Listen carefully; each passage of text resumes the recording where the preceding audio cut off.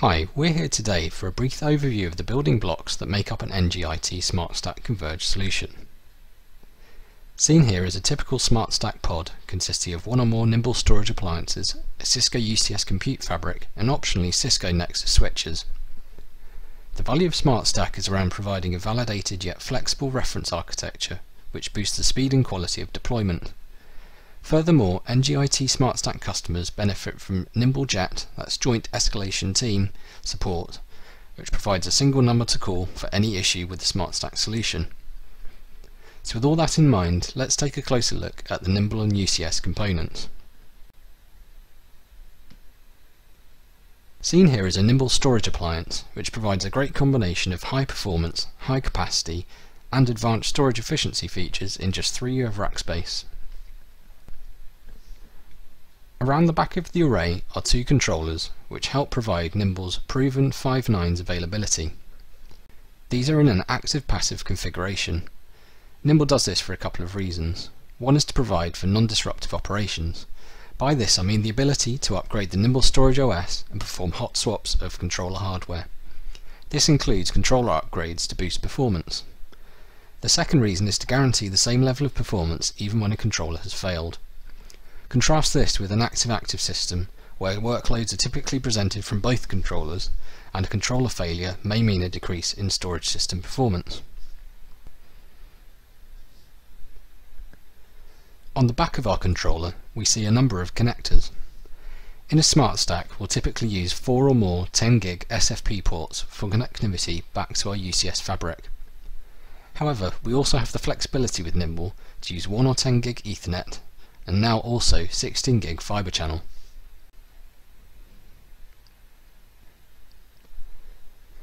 Around the front of the array we see internal drive bays, which contain 12 high capacity magnetic drives and 4 SSDs. These drives vary in size depending on the needs of the customer. It is often a surprise for customers that the persistent storage layer on Nimble is made up entirely of 7200 RPM SATA drives, especially when we consider that even the entry-level Nimble array delivers up to 20,000 IOPS. This is because Nimble uses their own custom-built file system, Castle, in conjunction with high-performance Intel CPUs to first compress and then convert host writes into a sequential layout that can be written down to spinning disk very quickly.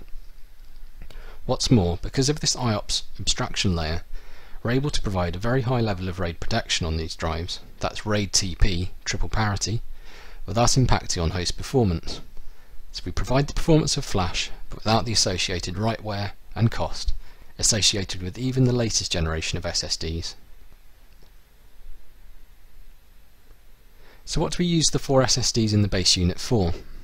These SSDs are used to provide a large area of read cache, so we also get fantastic read performance. For a particularly large environment, we have the ability to expand beyond the base unit with the Nimble AFS cache expansion shelf. This allows SSDs to be added in groups of 4 above and beyond the 4 SSDs in the base unit. In addition to the optional AFS shelf shown, we can also add up to 6 capacity expansion shelves per array, allowing up to 400 terabytes raw capacity per Nimble device. Now, we've already mentioned scalability in terms of non-disruptively replacing array controllers for more powerful ones, expanding the cache and expanding capacity. We can also scale Nimble by grouping arrays together. This can simply be used to manage multiple arrays as one, or we can actually pull together capacity and performance resources from multiple arrays and present them to a VMware cluster as a single storage resource. This means up to 500,000 IOPS and up to 1.6 petabytes of raw capacity from a 4-node Nimble cluster. So let's take a look at the Cisco UCS element of the SmartStack. A Cisco UCS system typically consists of 1 or more 6U blade chassis, such as the one seen at the bottom of this image. Each chassis can contain up to 8 half-width blades. In addition, we have the UCS fabric interconnects, seen at the top of the screen. So the fabric interconnects are the foundation of the UCS stack and serve 2 main purposes. Firstly, they are the single point of management for your blade infrastructure. Irrespective of whether you have 1 or 20 chassis, they are all managed as one single logical chassis within the UCS fabric architecture. The UCS Manager management interface also runs directly on these interconnects, with no need for an external management appliance, or multiple points of management for each chassis. Secondly, the fabric interconnects provide an aggregation layer for physical connectivity to and from our SmartStack components. The fabric interconnects we see here contain highly flexible multi-personality ports, which could be used as chassis connections, uplinks to our production LAN, or for iSCSI connectivity to our Nimble Storage array. We have the flexibility to connect into a number of different customer LAN topologies, and the uplinks could be either 1 or 10 gig Ethernet. You may have noticed that the UCS chassis contains 2 I/O modules.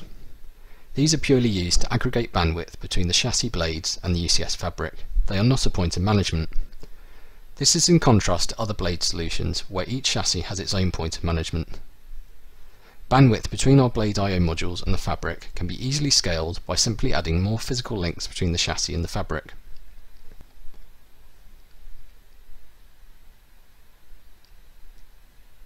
Cisco UCS Blades are based on the latest Intel CPU architecture.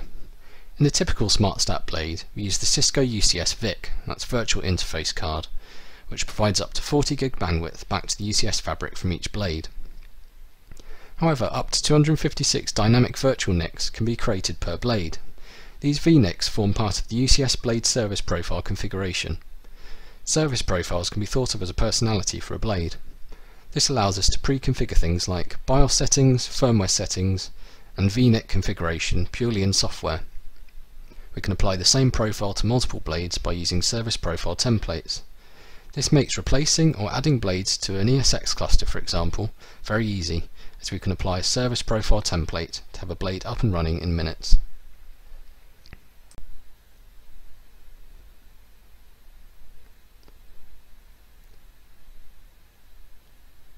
The UCS blades can contain internal hard drives. However, in a typical SmartStack configuration, blades tend to be entirely stateless. What this means is that firstly we use service profile templates to automatically apply a personality to the blade without the manual configuration required each time a traditional blade would be added or replaced. Secondly, in a SmartStack deployment we use Nimble iSCSI boot, which means the blades can boot into a hypervisor or host OS directly from the SAN without requiring internal drives. This negates the need to perform any OS reinstallation should a blade need to be replaced. All this means that we can add, replace or reprovision blades very quickly. This, in conjunction with the Nimble Storage platform, provides a highly scalable and performant foundation for a customer private cloud. Thanks for watching. Why not visit us at our website or follow us on Twitter for the latest NGIT SmartStack information.